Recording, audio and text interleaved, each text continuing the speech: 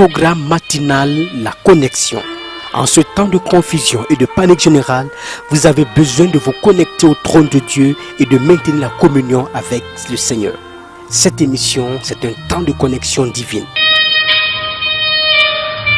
Je voudrais vous inviter à vous incliner dans la prière avec moi. Prions ensemble. Papa, merci pour ce temps merveilleux. Merci pour la révélation profonde de ta parole. Merci pour cette grâce multiple déversée dans nos vies. Merci pour ce temps de connexion avec toi. Je prie et je demande que ta main puissante bouge dans notre vie. Glorifie ton nom, ô Éternel, dans la vie de tous ceux-là qui écoutent et qui suivent cette émission maintenant. Que ta grâce abonde à chaque vie au nom de Jésus. Père, merci pour la réponse. Au nom de Jésus, nous avons prié. Amen. Gloire à Dieu.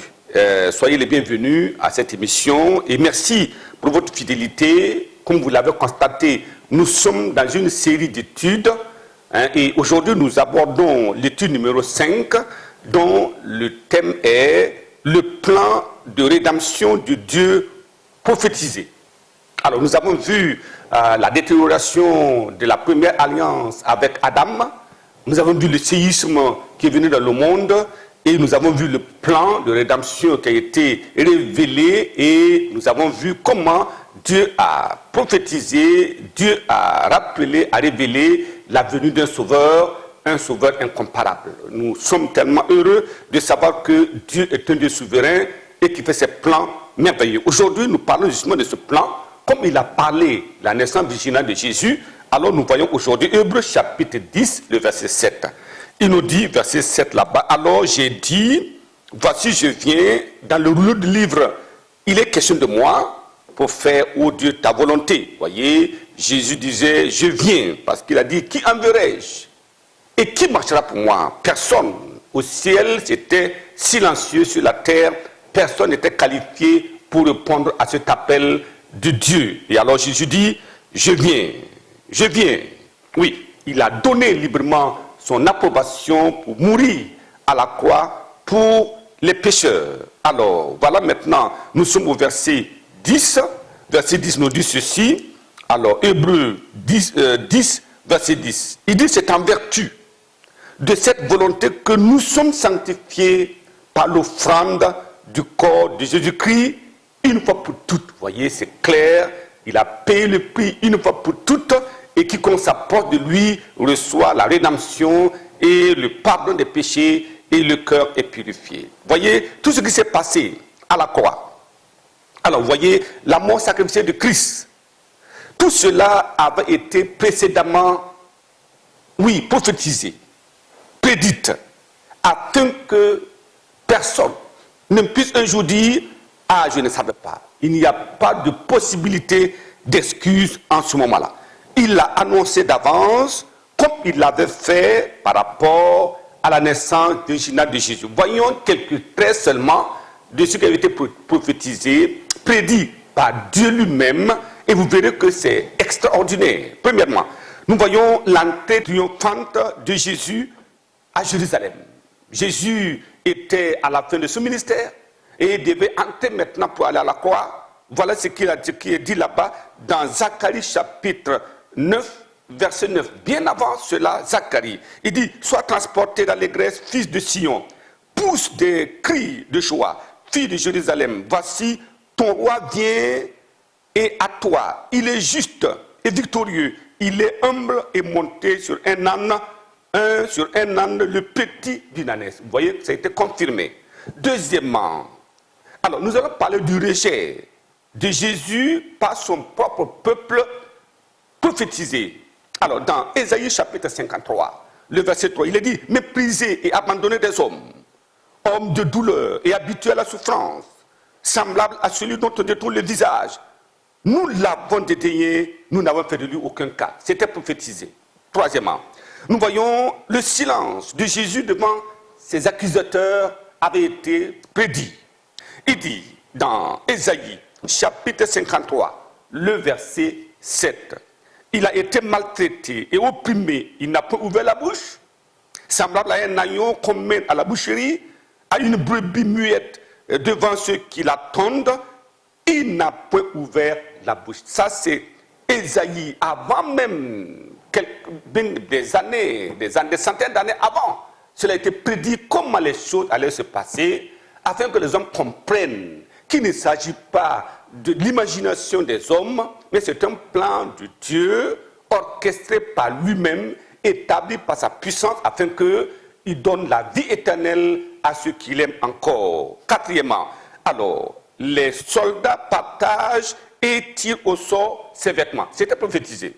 Voyez, il dit dans Psaume 22, versets 17 à 18, il dit, eux, ils observent, ils me regardent, ils se partagent mes vêtements, ils tirent au sort ma tunique. C'était fait quand il était sur la croix, alors ils ont tiré au sort sa tunique, et c'était ceci. Alors, cinquièmement, il a été prophétisé qu'aucun des os ne fut brisé, aucun des os du Seigneur. Regardez dans Nombre, chapitre 9, verset 12, il est dit là-bas, ils n'en laisseront rien jusqu'au matin et ils n'en briseront aucun os. Et ils la célébreront selon toutes les ordonnances de la Pâque qui matérialise la mort de Jésus à Golgotha. Alors il dit aucun os ne devait être brisé en ce moment-là. Sixièmement, alors les mains et les pieds percés avaient été prédites. Psaume chapitre 22, verset 14 à 16, il dit car des chiens m'environnent, une bande de scélérats rôde autour de moi.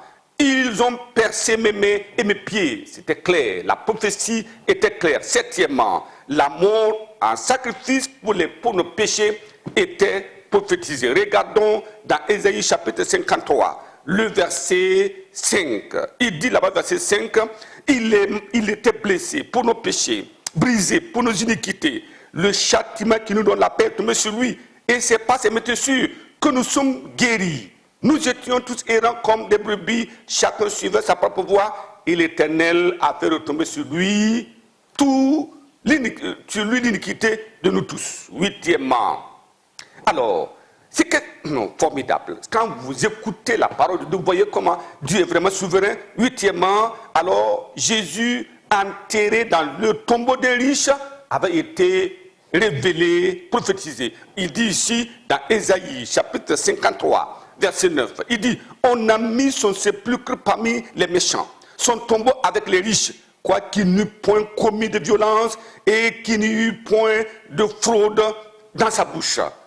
Neuvièmement, la résurrection de Jésus avait été prophétisée. Il dit là-bas, Psaume chapitre 16, le verset 10, car tu ne livreras pas mon âme au séjour des morts, tu ne permettras pas que ton bien-aimé voie la corruption. Jésus était sorti triomphalement du tombeau. Dixièmement, alors Jésus assis à la droite de Dieu prophétisé. Il dit là-bas dans Psaume chapitre 110, verset 1, parole de l'Éternel à mon Seigneur, assieds-toi à ma droite jusqu'à ce que je fasse de tes ennemis ton marchepied à ta droite. Ça c'est clair. C'était déjà prophétisé.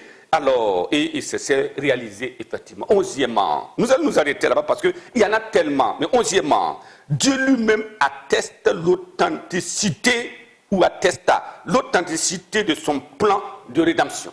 Premièrement, au baptême de Jésus au Jourdain. Là-bas, qu'est-ce que Dieu a dit? Matthieu chapitre 3, verset 17. Et voici, une voix fit entendre des cieux ces paroles. Celui-ci est mon fils bien-aimé en qui j'ai mis toute mon affection. Ce n'est pas tout. À la montagne de transfiguration, Dieu parla encore. Matthieu chapitre 17, le verset 5. Il dit, comme il parlait encore, une nuée lumineuse les couvrit. Et voici une voix fit entendre de la nuée ces paroles. Celui-ci est mon fils bien-aimé en qui j'ai mis toute mon affection. Écoutez-le. Et pour clôturer toute chose, alors, lorsqu'il venait à Jérusalem pour être crucifié, Dieu parla pour la dernière fois. Il dit dans Jean chapitre 12, le verset 28 à 30, il dit, Père, glorifie ton nom. Et une voix vint du ciel, je l'ai glorifié et je le glorifierai encore. Gloire à Dieu. Voyez, alors, la foule qui était là et qui avait entendu disait que c'était un tonnerre. D'autres disaient, un ange lui a parlé. Jésus dit, ce n'est pas à cause de moi que cette voix s'est fait entendre, c'est à cause de vous.